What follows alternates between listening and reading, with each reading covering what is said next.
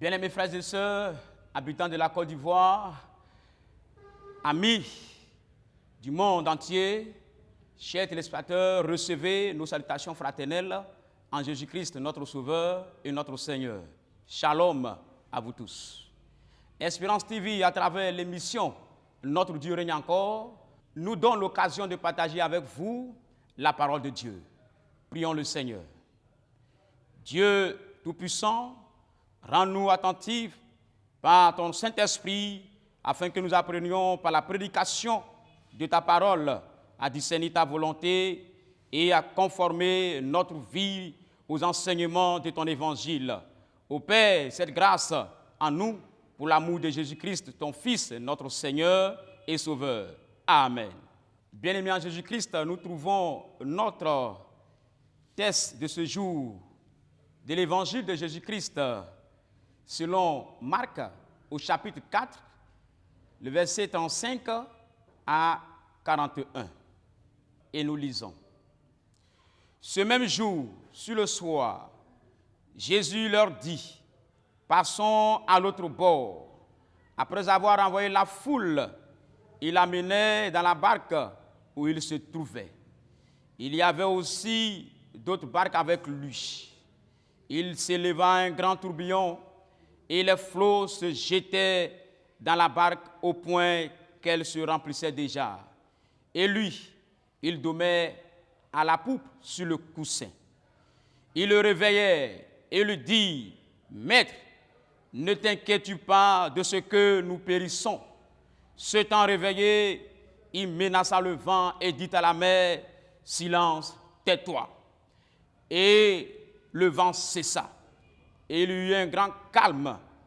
Puis il leur dit: Pourquoi avez-vous ainsi peur? Comment n'avez-vous point de foi? Il fut saisi d'une grande frayeur, et il se dit les uns aux autres: Quel est donc celui-ci, à qui obéissent même le vent et la mer? Parole du Seigneur.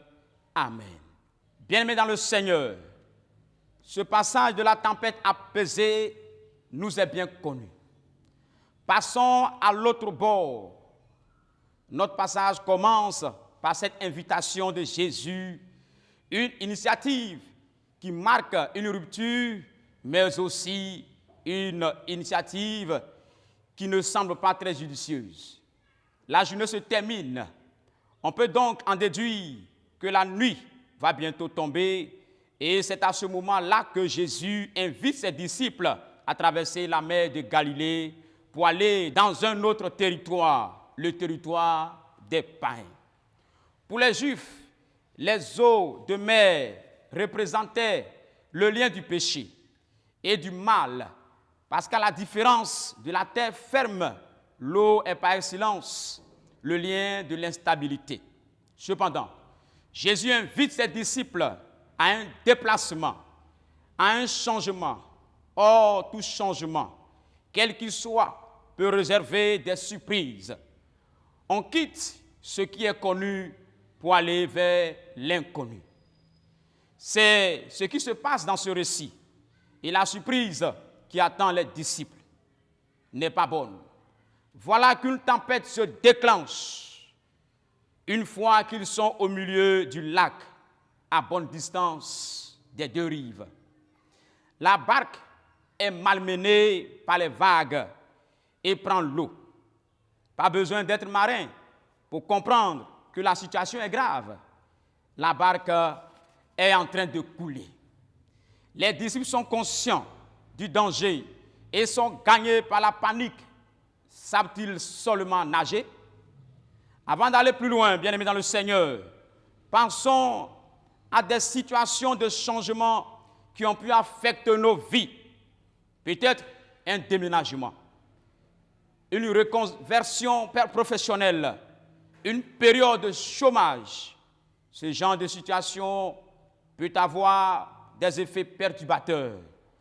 Et dans une telle situation, peut-être sommes-nous trouvés à avoir peur, comme les disciples. Réveiller Jésus-Christ de Nazareth, qui dormait, était leur dernier recours. À son réveil, le Seigneur menaça le vent et la mer qui se calmait. Pourquoi n'aurait-il pas interpellé le Seigneur au début de l'épreuve?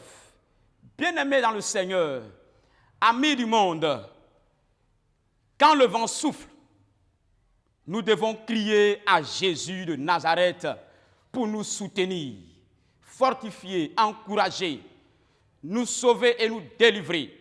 C'est lui seul qui a le pouvoir de calmer les vents et les tempêtes.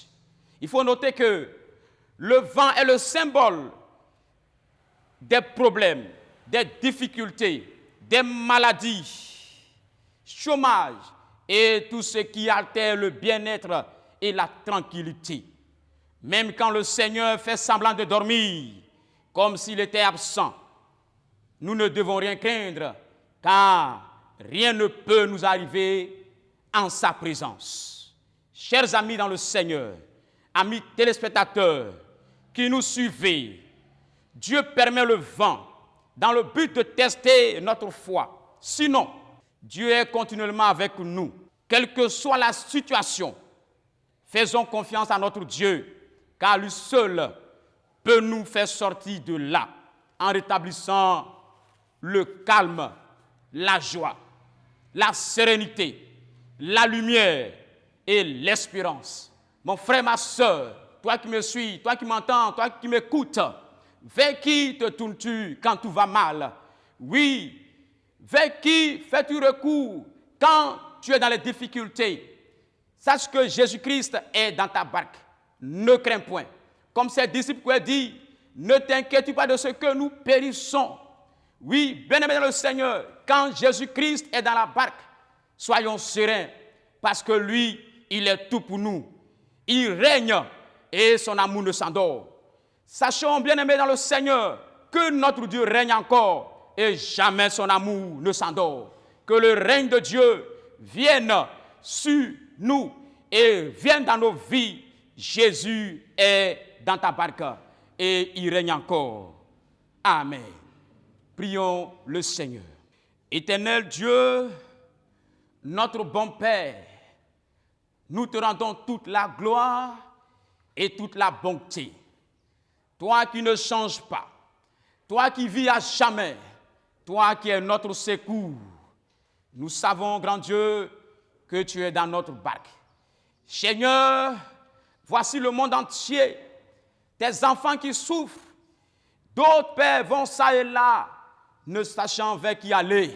Éternel Dieu, nous voulons te les confier. Nous voulons te les recommander. Sois, éternel Dieu, davantage dans les barques, afin que ces personnes tournent le regard vers toi, malgré vents et marées. Seigneur, ce projet, éternel Dieu, qui est notre télévision, Espérance TV, nous n'avons pas tourné le regard, Seigneur, vers notre personne, mais c'est vers toi, éternel Dieu, et à travers, grand Dieu, cette chaîne, le monde entier, éternel Dieu, entend ta parole. Oui, et sera restauré dans les jours à venir. Seigneur, souviens-toi, éternel Dieu, oui, de l'Église méthodiste unique Côte d'Ivoire, et même dans le monde entier, Seigneur, de tes enfants, grand Dieu, qui souffrent ça et là, manifeste ta paix, éternel Dieu, dans leur vie.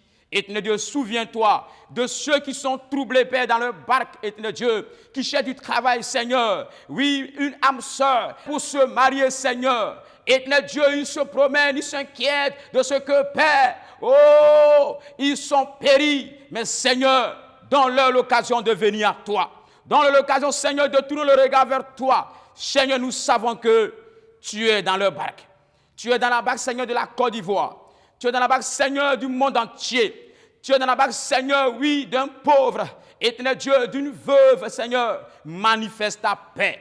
Et même, Seigneur, au niveau de l'Église unique Côte d'Ivoire, nous savons que tu es dans notre barque, Seigneur. Oui, pendant que, éternel Dieu Tout-Puissant, la télé fait son entrée dans notre district de Sikensi. Seigneur, nous savons que tu es dans notre barque. Souviens-toi de nous et manifeste ta paix. Que la grâce, l'élévation, Seigneur, te soit rendue. Toi, Seigneur, qui nous as pris en disant, notre Père, qui es aux cieux, que ton nom soit sanctifié, que ton règne vienne, Que ta volonté soit faite sur la terre comme au ciel. Donne-nous aujourd'hui notre pain de ce jour. Pardonne nos offenses, comme nous pardonnons aussi à ceux qui nous ont offensés. Et ne nous soumets pas à la tentation, mais donne-nous du mal, car ce qu'appartiennent le règne, la puissance et la gloire au siècle des siècles. Amen. Bien-aimés, allons rassurer dans la paix, dans l'amour et dans l'assurance de notre Dieu qui vit et qui règne pour des siècles. Sache que Dieu est dans ta barque. Peuple du monde, shalom à vous. Amen.